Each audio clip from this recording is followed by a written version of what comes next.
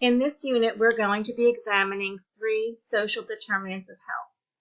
Those are education, economic stability, and environment or neighborhood.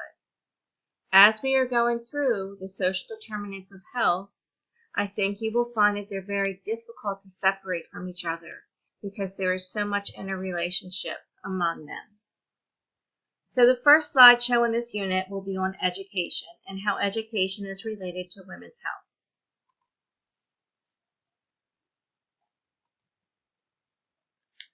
So one of the big issues with education is it is correlated to economic stability. So as we talk about education, we'll probably come back to some of the same issues in the next set of slides on economics. But in relation to economics and education, what we know is that people with high school educations do better at finding jobs than non-graduated people. Those people with advanced training or college tend to do better than those with a high school diploma. So the more training and education you have, what happens is typically the more available jobs are to you, the more diverse jobs are to you, and the higher paying jobs are available to you. Another aspect of lower education is that we know that people with lower education levels overall have lower reading levels. So the higher the education level, the better the reading levels are, and that will come back into play later in the slides. We also know that lower education and healthcare services access and use are correlated. Those people who have lower education tend to use healthcare services and primary care less often than those who are more educated. When we get to access, which is the final social determinant of health, we'll talk a little bit about why that happens. So in relationship to economic stability, overall, just to summarize the last slide, we know that the greater the education level, the greater the job opportunities, and the greater the job opportunities, the more money people typically make, and the more likely they are to have health insurance. Let's look now at some differences among women and men and among other groups of people. In regards to high school diplomas, the overall status of dropout rate in the United States has dropped from 9.7% in 2006 to 5.4% in 2017. So there's been a steady decline in dropout rates. However, when you look at the dropout rates for different ethnic groups, you can see that white, Pacific Islanders, and Asians have much lower dropout rates than those people who are American Indian, Alaskan Native, Hispanic, or Black. So if you're looking at women in those 3 categories, you need to understand that they are more likely to have lower education or dropout rates than the groups at the bottom of the list. We also know that more males than females drop out of high school.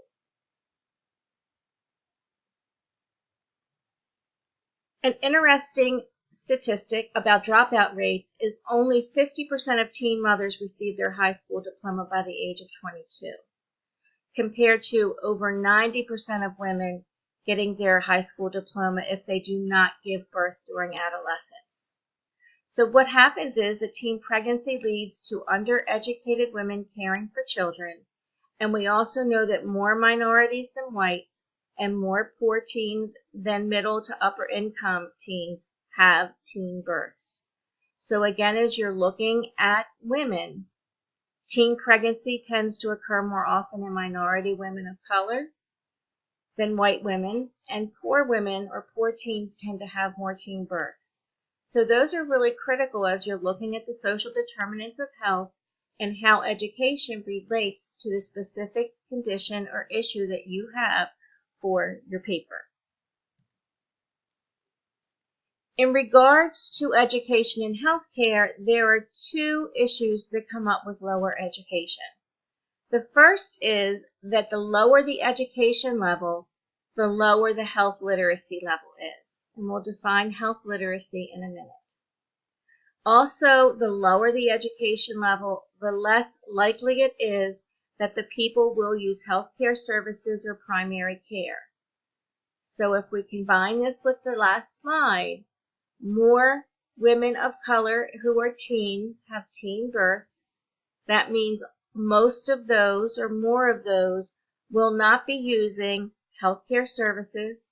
They will not be using primary care, and they are much more likely to have a low health literacy level. So we now have women of color, teens, living in poverty, raising children, and not utilizing health care and not understanding health care information available to them. So again, as you're working through your specific issue for the course, think about that as you're looking at women and how it relates to your topic. So according to the Centers for Disease Control, Healthy People, what it defines health literacy as to how well individuals have the capacity to obtain, process, and understand basic health information and services in order to make appropriate health decisions. So if someone has low health literacy, they're going to have less capacity to get the information, to process it and understand it. Therefore, they're not going to have the necessary information to make appropriate health decisions. Items that affect health literacy overall are reading levels. The lower the reading level, the less likely someone is to be able to understand the information. The primary language spoken in homes. So if you're looking at women in ethnic groups where the primary language is not English, if the material that we are giving them is in English, they are not likely to understand it. And their education levels. If women are not educated as much, they're going to have lower reading levels, and therefore they may not be able to comprehend the material on their health topic that you may have for your topic for the semester. So these are critical issues when you're looking at your topic. When you're looking at your topic in relationship to women's health, what are the education levels of women and who are high risk for your condition? And how does all of that relate to their health levels? In regards to ethnic groups in health literacy, we know that Hispanics are less proficient than blacks, who are less proficient than whites. The Hispanic issue may be related to primary language. It may be related to cultural differences. It may be related to education levels. For blacks, depending on their primary language, if they are from another country that speaks a different language, it could also be their language. It could also be lower education levels, because we know from prior slides that Hispanics and blacks are less likely to graduate high school, so they're going to be less proficient or have less health literacy than whites. The next item on the slide is age. So we know that older people, 75 years and older, are the most illiterate compared to the other age groups. So we live in an aging population. Consider the condition or disease that you have for the semester, and how does a woman's age then affect her ability to obtain health information, process it, and act on it. So if you're dealing with a disease or condition that affects a lot of older people, this is something to consider. And as you can see, as people decrease in age, their health literacy increases. These are numbers that show illiteracy or not health literate.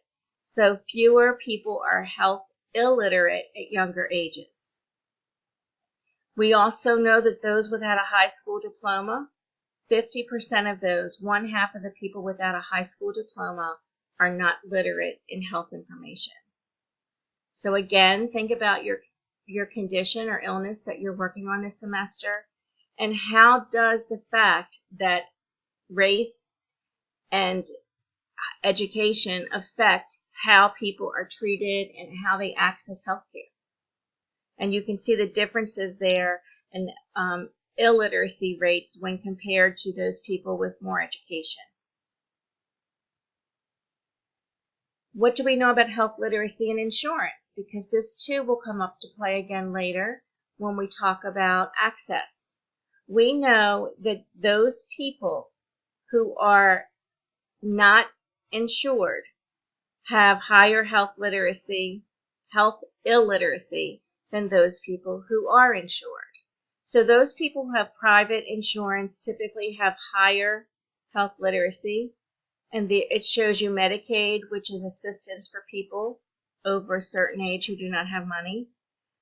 I'm sorry, Medicaid is for everyone who does not have enough money for health insurance and they're living in poverty. Medicare are for people over 65, and everyone over 65 has Medicare access. And then there are people with no insurance. So if we go back and try to relate this to other items, people who have less education will have less lucrative jobs and careers, which are likely to not offer insurance. So you have a whole group of people in our country who are considered working poor, where they're working 2 or 3 jobs to make ends meet, and they're highly unlikely to have insurance. The Affordable Care Act attempted to address that, but as we're progressing through another administration, it's unclear how much they're going to be able to take apart the Affordable Care Act and how many more people will be without insurance. People with Medicare, remember Medicare is for elders, so that too makes sense because the older you are, as in previous slides, the less likely you are to have health literacy. And those people on Medicaid tend to often be people with lower education levels. So you can see how the education component and the economic components all relate to how people have access to health insurance. People without health insurance cannot afford health care. So if you are talking about women in any of these categories, the women in relationship to your disease or condition are not going to be as likely to access health care if they have lower education levels. So just to reiterate, we know that people with low education, low health literacy, different races and ethnicities, those with teen pregnancy, and those who are older, all of those people are less likely to utilize health care. So that concludes this slide presentation. It is an overview of education, that's social determinant of health, and how it may relate to your topics that you're researching this semester. What you should do next is read the other material in the lesson and review the web links that are there. You need to gather and read articles related to education levels and your topic for the semester because that will help you write your paper and any annotated bibliographies that you turn in.